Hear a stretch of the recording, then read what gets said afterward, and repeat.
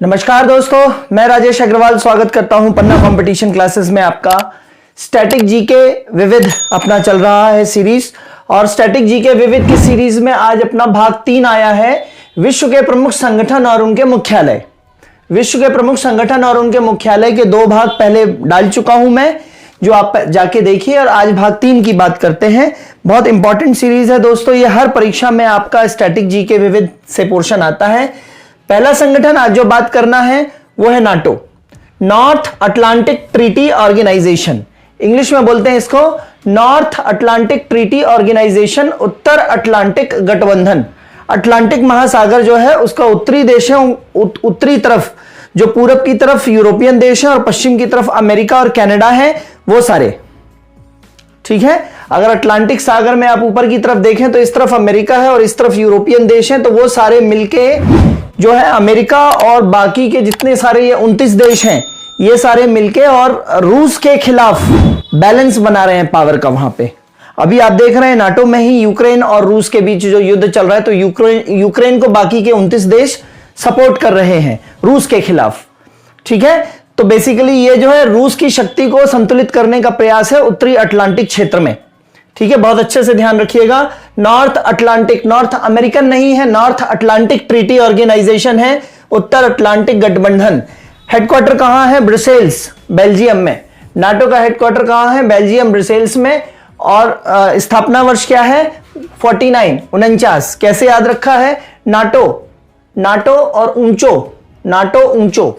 नाटा कोई बंदा हाइट कम है, ड्वार्फ है, नाटा और एक ऊंचा बंदा है, तो नाटो ऊंचो, नाटो ऊंचो, नाटो ऊंचो। ऊंचो मतलब 49। आई होप दोस्तों आपको याद हो जाएगा, ऊंचा मतलब हाइटेड, ठीक है। और लगभग 29 देश शामिल हैं इसमें, नाटो में। और इसमें परिषद, प्रतिरक्षा समिति, उप परिषद और सैनिक समिति, 4 नाटो संगठन के अंग हैं। कौन कौन से? परिषद, प्रतिरक्षा समिति, उप परिषद और सैनिक समिति, ये नाटो के अंग हैं या बॉडी हैं ये, ठीक है। तो नाटो आई होप तैयार हो गया। इसके बाद दूसरा संगठन बात करते हैं ASEAN. ASEAN association of south eastern, है ना, Asian Nations. Association of south eastern, south east मतलब दक्षिण पूर्वी, दक्षिण पूर्वी एशियाई देशों का संगठन। एशिया में दक्षिण की तरफ पूर्व वाले देश, एशिया में दक्षिण की तरफ पूर्व वाले देश, दक्षिण पूर्वी देशों का संगठन। आप समझ पा रहे होंगे, यदि मैप देखा होगा तो इंडोनेशिया, थाईलैंड, ये सारे देश होने चाहिए। तो ASEAN association of south eastern, है ना, एशियन नेशन, दक्षिण पूर्वी एशियाई देशों का संगठन। हेडक्वार्टर है इसका जकार्ता, इंडोनेशिया की राजधानी जकार्ता में। और बना कब है? 1967 में। याद कैसे होना है दोस्तों? आसियान, आसियान मतलब आशियाना, आशियाना मतलब घर, तो आशियाना फर्जी आशियाना, है ना। आजकल लोग फर्जी अपना घर बता के और शादी करवा देते हैं बच्चों की, है ना। फर्जी आशियाना, F for 6 और G for 7, F for 6, G for 7, तो दैट इज कॉल्ड फर्जी आसियाना, फर्जी आसियाना, ठीक है। अच्छे से याद करिएगा दोस्तों establishment year. F stands for 6, G stands for 7, तो फर्जी, FG, फर्जी आसियाना, ठीक है। अब आसियान में सदस्य देशों की संख्या लगभग 10 है, ठीक है। लगभग क्या है? एग्जैक्टली 10 है। और पूछी जाती है, पीएससी तक में आता है ये प्रश्न कि निम्न में से आसियान का सदस्य देश नहीं है, ठीक है।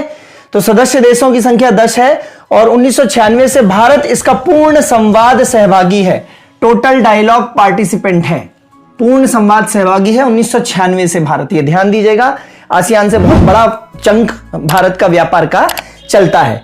अब आसियान के 10 सदस्य देश को याद करने के लिए टेका है, एक ट्रिक है अपने पास, जो देख लीजिए आप। आसियान के 10 सदस्य देश, ब्रुनोई के सुल्तान की, है ना, मैं याद करवा रहा हूं आपको, ब्रुनोई के सुल्तान की सिंगापुरी म्याऊ, म्याऊ मतलब बिल्ली, ब्रुनोई के सुल्तान की सिंगापुरी म्याऊ ने लाओस स्थित, लाओस देश है उसमें स्थित है, कौन क्या स्थित है? इंडोथाई सिक्योरिटीज, जैसे एंजल सिक्योरिटीज होता है, शेर खान सिक्योरिटीज होता है, शेयर मार्केट की कंपनीज है ना, ये ब्रोकिंग कंपनीज है, शेर खान, एंजल ब्रोकिंग, है ना, और मोतीलाल ओसवाल। इसी तरीके से इंडोथाई भी एक कंपनी है बेसिकली, यहां पे इंडोनेशिया और थाईलैंड है मतलब। तो ब्रुनोई के सुल्तान की सिंगापुरी म्याऊ ने, सिंगापुरी बिल्ली ने लाओस में स्थित इंडोथाई सिक्योरिटीज का कोई ऑफिस है, इंडोथाई शेयर मार्केट की सिक्योरिटीज का कोई ऑफिस है, उसमें फिलिप्स बल्ब लगा हुआ है और फिलिप्स बल्ब के नीचे जो है वो लैट्रिन करने के लिए कमोड बना हुआ है, कमोड में मल कर दिया और वियतनाम भाग गई बिल्ली। ठीक है, याद हो जाएगा। ब्रुनोई के सुल्तान की सिंगापुरी म्याऊ, बिल्ली कहां से लाए थे? सिंगापुर से लाए थे। तो ब्रुनोई के सुल्तान की सिंगापुरी म्याऊ ने लाओस स्थित इंडोथाई सिक्योरिटीज के ऑफिस में फिलिप्स बल्ब के नीचे कमोड है, कमोड में मल कर दिया और वियतनाम भाग गई। ब्रुनोई के सुल्तान की सिंगापुरी म्याऊ ने लाओस स्थित इंडोथाई सिक्योरिटीज के ऑफिस में फिलिप्स बल्ब के नीचे मल कर दिया, फिलिप्स बल्ब के नीचे कमोड में मल कर दिया और वियतनाम भाग गई। बस अब 10 देश देख लीजिए आप। ब्रुनोई के बाद सिंगापुर, म्याऊ से मतलब म्यांमार, फिर लाओस, फिर इंडोनेशिया, थाईलैंड, ठीक है, फिर इसके बाद फिलीपींस, फिर कंबोडिया, मल मतलब मलेशिया और वियतनाम। मेरे ख्याल से 10 देश आपको क्लियर दिख रहे होंगे। Brunei, Singapore, Myanmar, Laos, Indonesia, Thailand, Philippines, Cambodia, Malaysia, Vietnam. एक बार फिर से बोलता हूं, ब्रुनोई के सुल्तान की सिंगापुरी म्याऊ ने लाओस स्थित इंडोथाई सिक्योरिटीज के ऑफिस में फिलिप्स बल्ब के नीचे कमोड में मल कर दिया और वियतनाम भाग गई। ठीक है, ये आसियान के 10 कंट्रीज हैं, बिल्कुल रट लीजिए इसी हिसाब से जैसे मैंने याद कर रखा है दोस्तों। और लेक्चर्स पसंद आ रहे हैं तो लाइक, सब्सक्राइब और शेयर करते जाइए। पीडीएफ इनकी चाहिए हो दोस्तों तो इंस्टा और टेलीग्राम की लिंक इसी लेक्चर के डिस्क्रिप्शन में दी हुई है, तो वहां से आप उससे जुड़िए। ठीक है, और चीजों को आगे बढ़ाइए। नेक्स्ट संगठन है दोस्तों G8। G8 का मतलब है ग्रेट 8 या ग्रुप 8। विश्व की 8 बड़ी अर्थव्यवस्थाओं का यह समूह है G8। और G8 जो है इसका मुख्यालय कोई डिसाइडेड नहीं होता है, जिस साल जहां मीटिंग होती है वही मुख्यालय होता है। और G8 की स्थापना हुई है 1975 में फ्रांस द्वारा। फ्रांस ने स्थापना करी है G8 की। ठीक है, तो इस तरीके से ध्यान में रखना है कि G8 की स्थापना करी है 1975 में फ्रांस द्वारा। तो इसका टेका बनाया है मैंने, ग्रेट फ्रांस पछताया। G8 को मैं बोल रहा हूं ग्रेट, G8 को क्या बोल रहा हूं मैं? ग्रेट फ्रांस पछताया। तो ग्रेट G8 की स्थापना करी है फ्रांस ने, और पछताया मतलब 75, पछताया मतलब 75, पछताया मतलब 75। तो ग्रेट फ्रांस पछताया, ग्रेट फ्रांस पछताया, ग्रेट फ्रांस पछताया, इस तरीके से। और इसके सदस्य देश 8 हैं G8 के। इसमें से भी रूस अंदर बाहर होता रहता है अपने कार्यक्रमों से। ठीक है, तो रूस कभी बाहर हो जाता है, कभी अंदर हो जाता है, तो G7 भी बचता है कई बार ये। ठीक है, इसके कोड क्या है G8 का? JCB giraffe, JCB giraffe. JCB machine आती है ना जमीन खोदने के लिए, वो ऐसे हत्थे वाली JCB मशीन आती है, तो वो कैसे लगता है उसकी गर्दन? जिराफ जैसे लगती है ना। JCB आती है ना मशीन खोदने के लिए, पुकलैंड मशीन बोलते हैं बेसिकली, वो JCB पुकलैंड मशीन होती है वो। तो JCB जिराफ। तो Japan, Canada, Britain, Germany, Italy, रूस, अमेरिका और फ्रांस, विश्व की 8 बड़ी अर्थव्यवस्थाएं। फिर से बोल रहा हूं, जापान चाइना नहीं है दोस्तों, Japan, Canada, C for Canada not China. Japan, Canada, Britain, Germany, Italy, रूस, अमेरिका और France. JCB giraffe is the code for G8। ठीक है, और ग्रेट फ्रांस पछताया, ग्रेट फ्रांस पछताया। ठीक है, इसके बाद नेक्स्ट संगठन है अरब लीग। अरब लीग का हेडक्वार्टर है, मुख्यालय है काहिरा। मिस्र की राजधानी, इंग्लिश मीडियम कैरो। काहिरा को इंग्लिश मीडियम वाले क्या पढ़ते हैं? कैरो। तो मिस्र की राजधानी काहिरा। ठीक है, अरब लीग का मुख्यालय है। और अरब लीग बनी कब है? 1945 में। याद कैसे करना है दोस्तों? आपको याद करने का तरीका बता रहा हूं मैं। काफिर को रब दे, काफिर को रब दे। काफिर मतलब काहिरा, काहिरा, और रब मतलब अरब लीग, रब मतलब अरब लीग। ठीक है, और दे का मतलब D स्टैंड्स फॉर 4 और E स्टैंड्स फॉर 5। ठीक है, तो अरब लीग का मतलब क्या हो गया? रब, रब मतलब अरब लीग। और काफिर, काफिर जो दूसरे धर्म का है उसको काफिर बोला जाता है। काफिर को रब दे, अरब लीग। काफिर, काफिर मतलब काहिरा उसका हेडक्वार्टर है, रब मतलब अरब लीग, और दे का मतलब D stands for 4, E stands for 5। ठीक है, तो 45 में अरब लीग की स्थापना हुई थी। सदस्य देशों की संख्या याद हो जाए तो ठीक है, नहीं तो ठीक है, ओके, 22 है। क्लियर है? तो ये सब छोटे छोटे टेके याद रखिएगा, बहुत मेहनत से बनाए गए हैं दोस्तों और बहुत इफेक्टिव हैं ये। नेक्स्ट संस्थान है रेड क्रॉस। रेड क्रॉस से सब बहुत अच्छे से परिचित होंगे, है ना। लाल रंग का प्लस का निशान होता है रेड क्रॉस का।